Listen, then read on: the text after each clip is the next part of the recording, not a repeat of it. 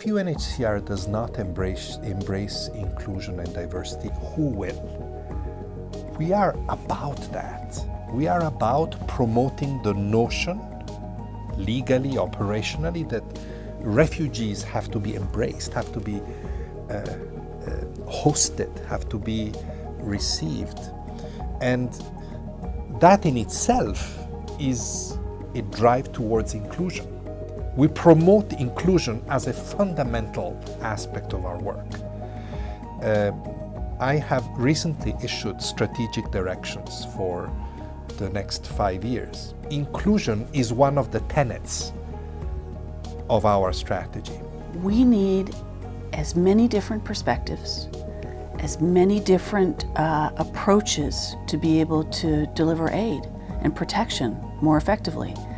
And if we do not have people coming from different cultures, different religions, different perspectives, with new ideas, different ideas, soon we would see, from a field perspective, I think we're not going to be serving people well.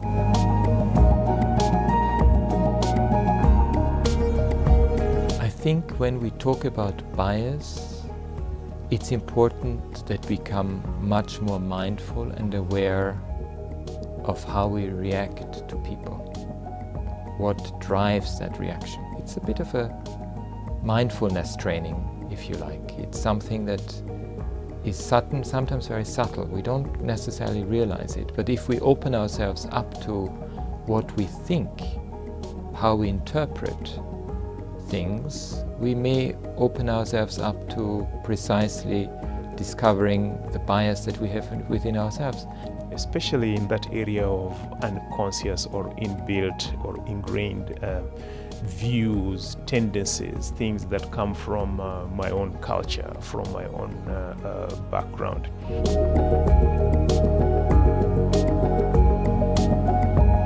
More needs to be done to make it more internalized, to make it more a given.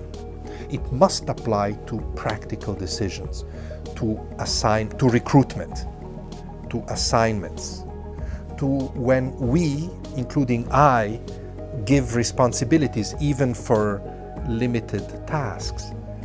We have to keep that in mind, that they are important elements of that decision. There aren't any stupid jokes about people who are lesbian or gay. Sometimes I've heard them. They didn't make me very happy. And they are quite frankly not acceptable.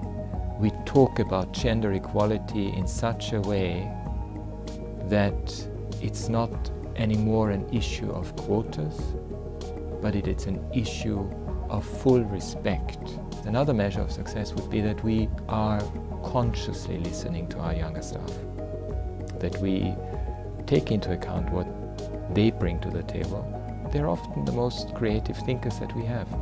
If we take the issue of geographical diversity in our organization, that is an area that needs to be accompanied in a calculated way by purposive recruitment.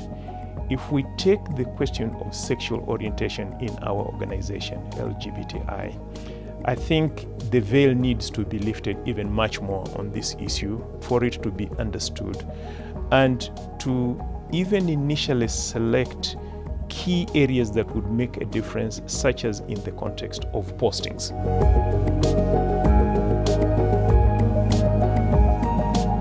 Many cultures have an expression which says when you point at somebody with one finger, the other three actually are pointing at yourself.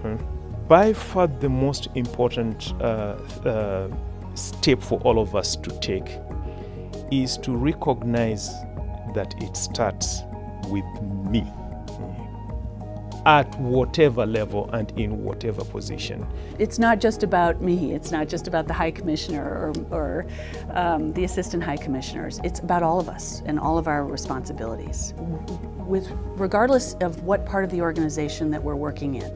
I'd like our organization to be ahead of others in the United Nations, in the humanitarian world, in the aid community in this respect. Let me repeat it once again. We are about diversity. We are about inclusion. So we have to be diverse and inclusive. And I would like, in a few years, us to be looked at as an example of how this is done.